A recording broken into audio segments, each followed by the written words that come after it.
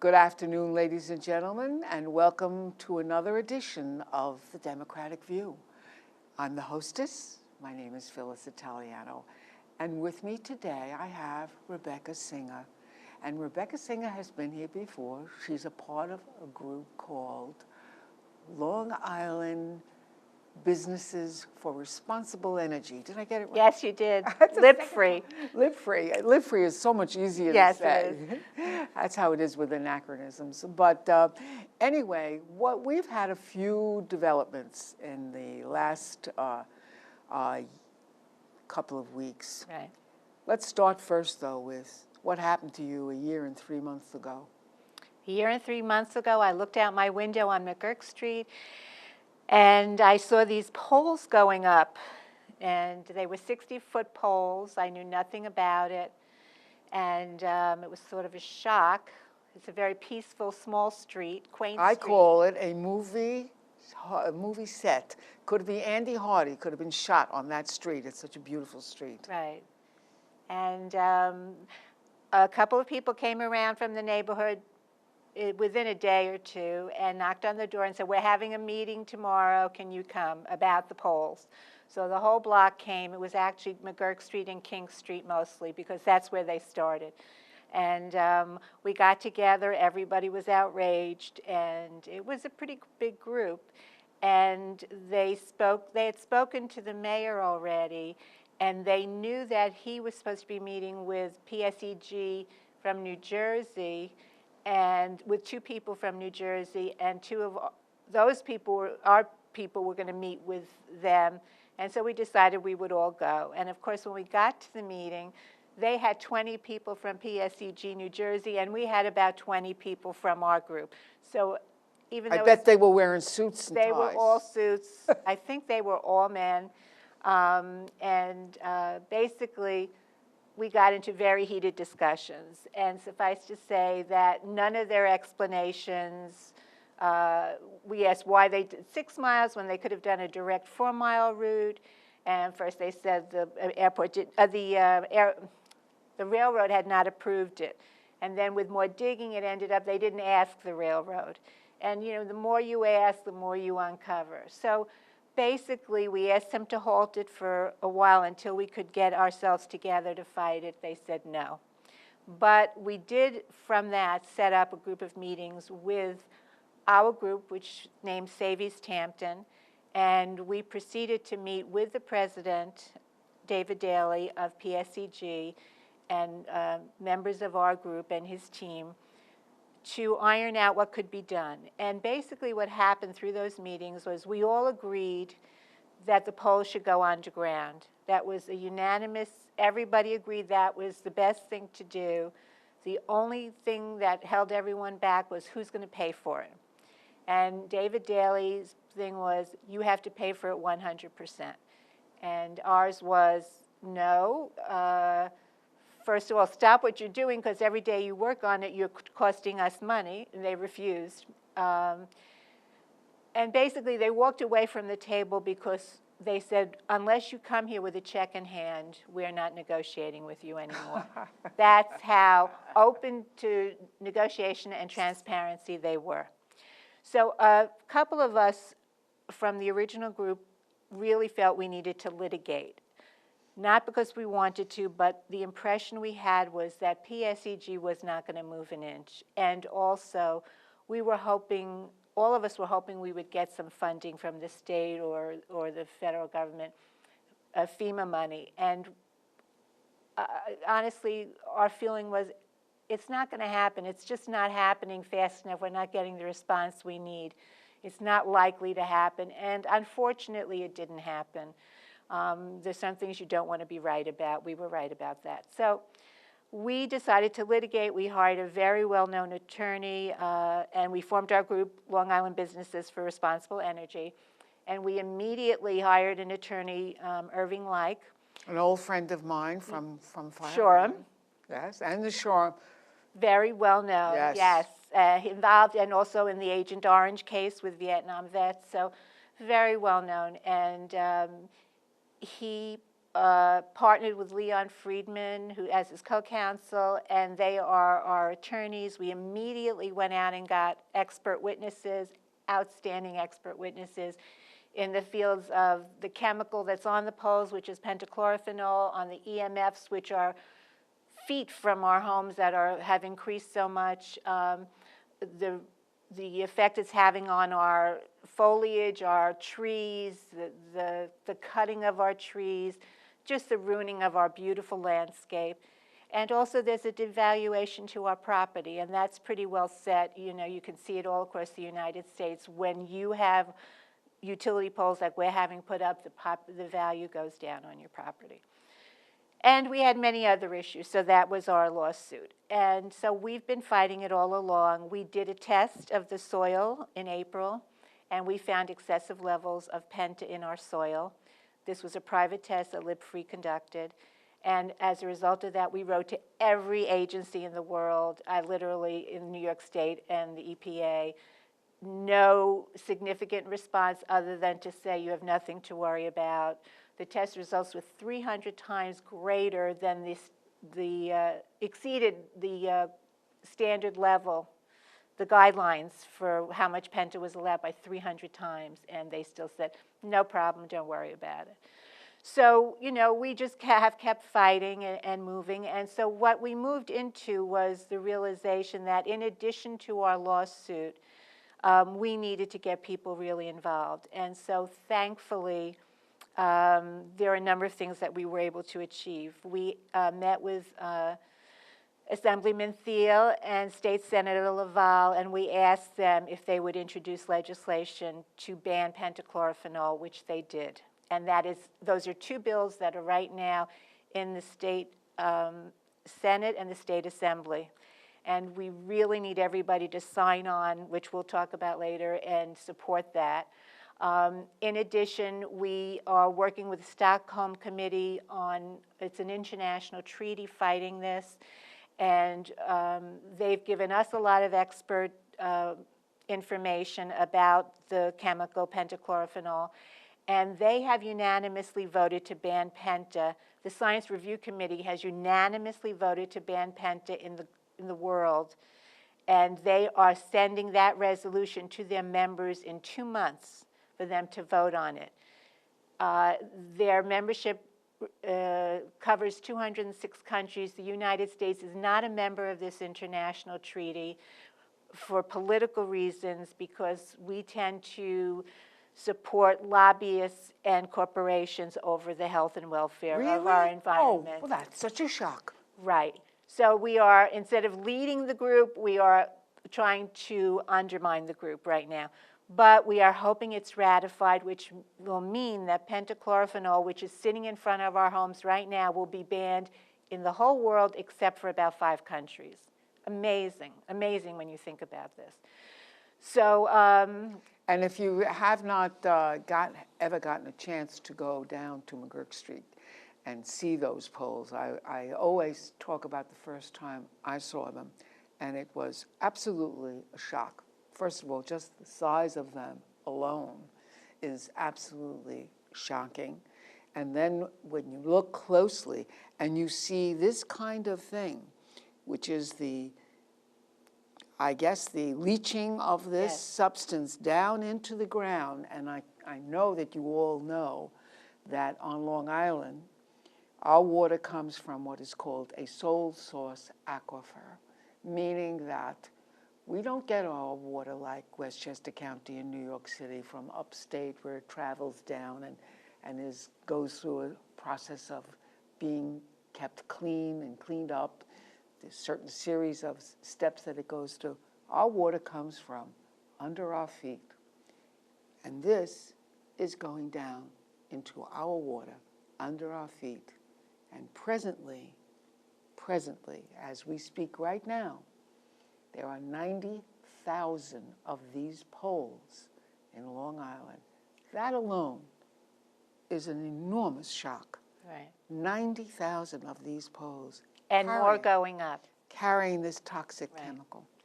Well, one of the things that we did, in addition to testing for Penta in the soil back in April, because it was too early for it to reach the water, we approached the village in the town of East Hampton, and we did a test in September, and then based on those results, which showed some Penta, we asked them to do another more thorough test, and in December they did around 3 poles, and they did find formulations of Penta in the groundwater.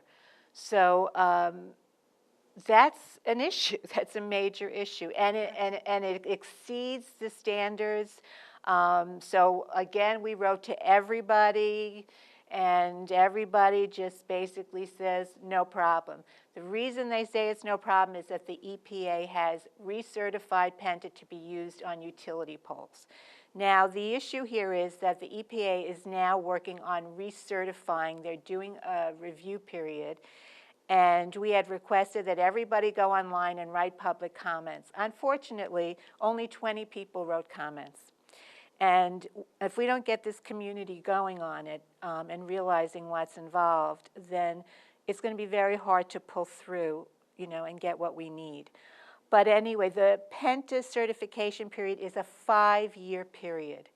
We need to push for an acceleration of that review to maybe a 1.5 years. And one of the things I'm asking is, instead of going out and doing research, all the research is already done by the Stockholm Treaty. And a lot of the scientists are American scientists. They don't need to go out and do more research. It's done. So we can accelerate the whole process, nor do we need them to use industry paid for studies that the EPA then doesn't retest and just accepts. That's not the those aren't the studies we want. We want independent studies that aren't paid for by people who have vested interests in profit making off this deal. So basically that's where we stand now. So we are doing as much as we can to be on top of the EPA. We are going to all our politicians and asking them to be involved. It was wonderful when Senator Schumer came out and yes, this is a recent happening that just Yes. came out within the last couple of weeks, that our own senator came out and said this is a toxic substance, that it causes, particularly for children, causes health diseases and neurological effects upon, particularly on the developing brains of children, and should not be around in our area. Right. And particularly, I mean, I don't know if people realize, but if it's at there, it takes a while to get down into our water. Right. But in the meantime, what's here also gives off a toxic gas, which you certainly don't want outside the bedroom of a young child, or even an adult, to tell you the truth. Well, I should mention, we had contacted Senator Schumer and Senator Gillibrand months ago, and Senator Gillibrand had contacted the EPA for us, and I had said it's going to be a waste of time, but they did it because that's part of what they need to do, and they basically said exactly what they'd said to me: there's no problem. And so then Senator Schumer came out, and we were very grateful for what he did. And then I followed up with his Long Island director, and I asked, what are you doing next? And I asked him if they were going to ask for legislation in the Senate to ban Penta. And he said, well, no, they need to do more research, and that's what they're asking the EPA to do, more research. And I said, we don't need more research. The research is there. We have tons of research. So, and I had been working with Senator Gillibrand too. So her office has been looking at introducing legislation, and I don't have a firm answer from them yet. But I feel good about what they're doing. I also spoke to Cory Booker's office and asked them, because PSEG is also in their neighborhood, if they would consider doing something with Senator Gillibrand. And so that's our next route. You know, the next thing is to take it a step further.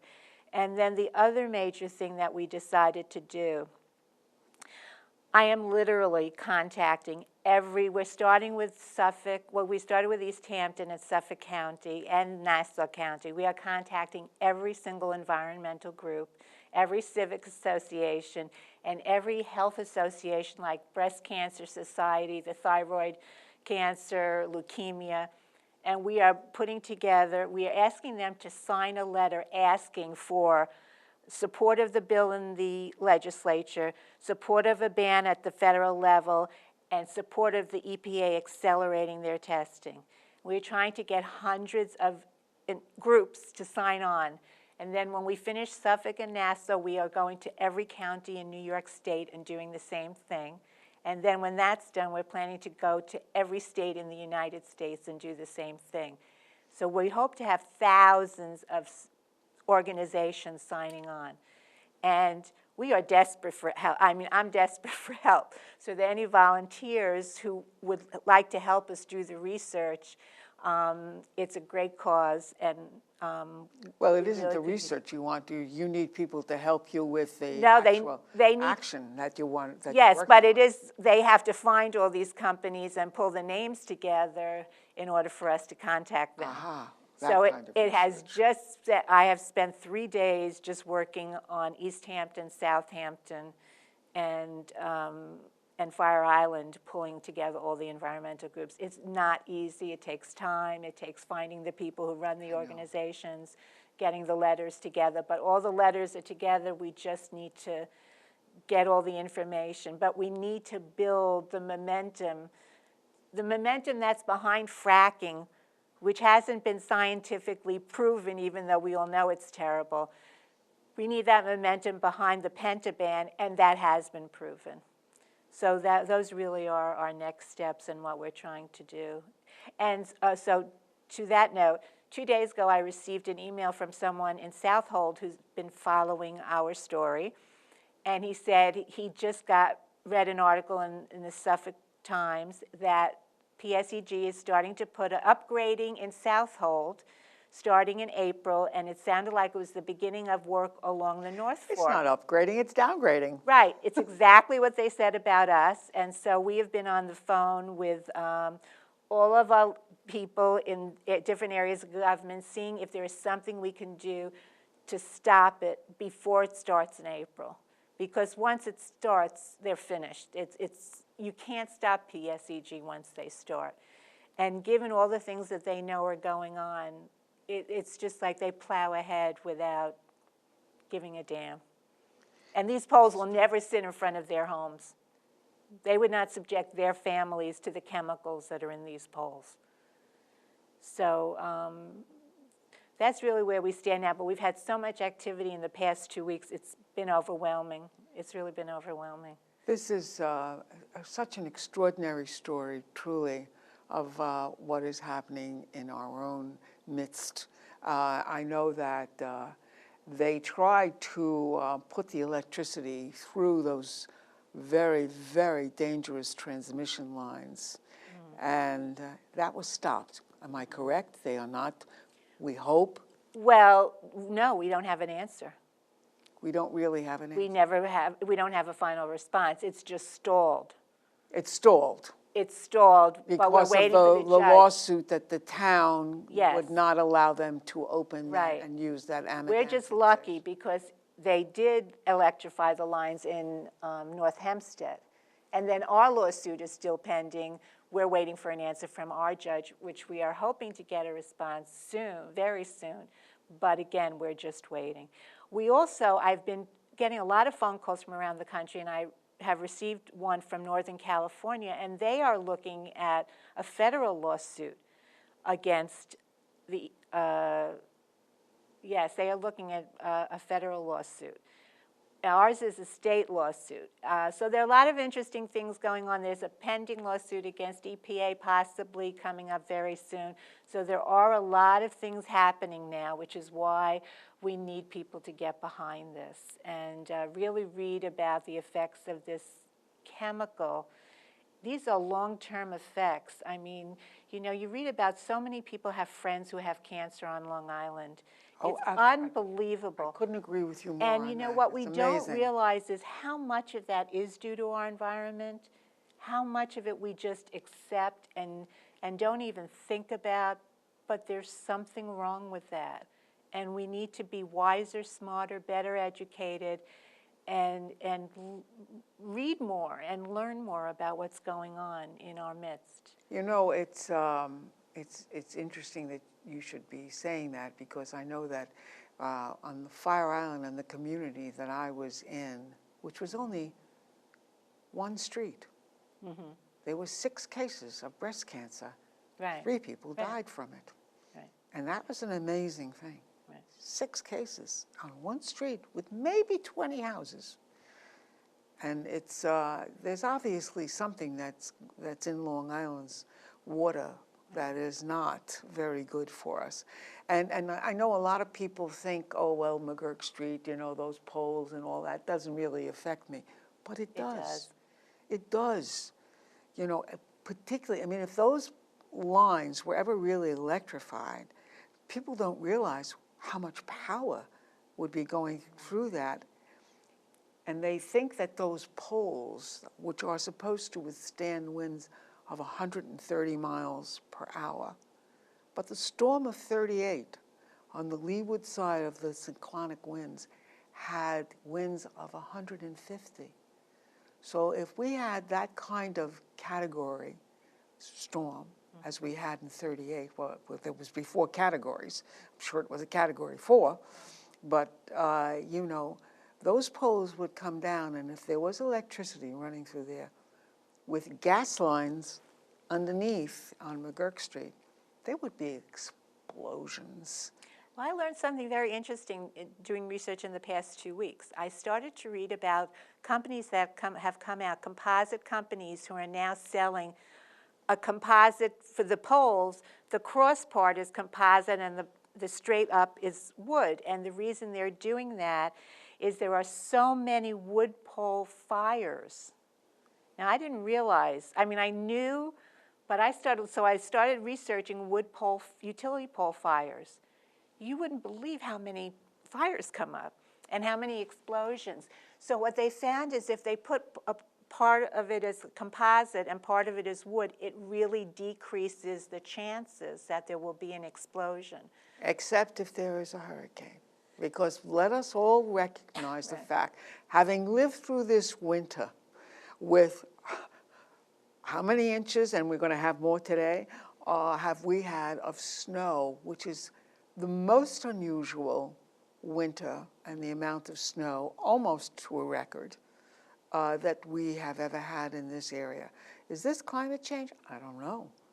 Maybe, could be. Right. But storms, I'm not going to hold my breath for the next. So what happens to our houses, to the people who live in those houses where the poles are literally feet from the front of those people's homes? First of all, the poles will kill the people in the house, destroy the houses, burn them down. It is not that we're being melodramatic. It is the truth. So, it will absolutely smash some of the houses. If you haven't been to that street and you haven't actually looked at how close these poles are and how high and tall they are and how they would fall right on those buildings, it is scary. Right. I mean, I got a lot of problems in Springs, but let me tell you something.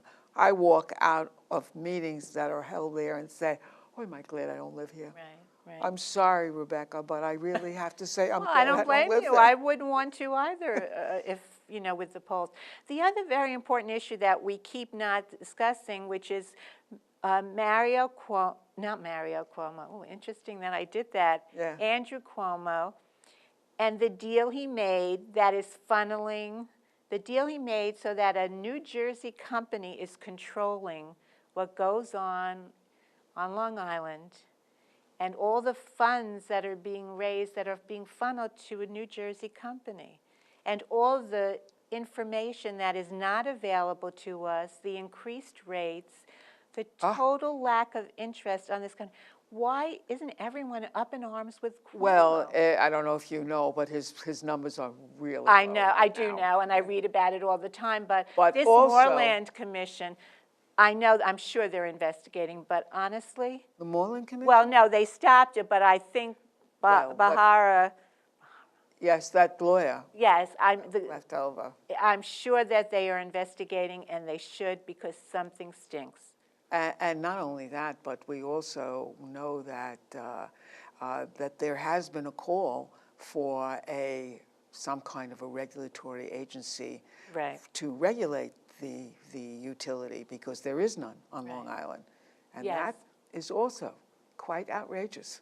Yes, and our attorney, actually, I think Irving was very involved in that. I mean, this is really ridiculous. And we've stopped going to the LIPA board meetings because what I found is when I talked to them, people just didn't even look at you. They didn't speak to you. I had taken some of the chemical with me in a bottle and presented it to David Daly, and he wouldn't even look at me. And the next meeting, they changed the rules so that nobody can ever bring in a bottle. I knew he would never open it and smell it. But as I said to him, you have a choice. You can choose not to smell it. We live with it. We can't choose.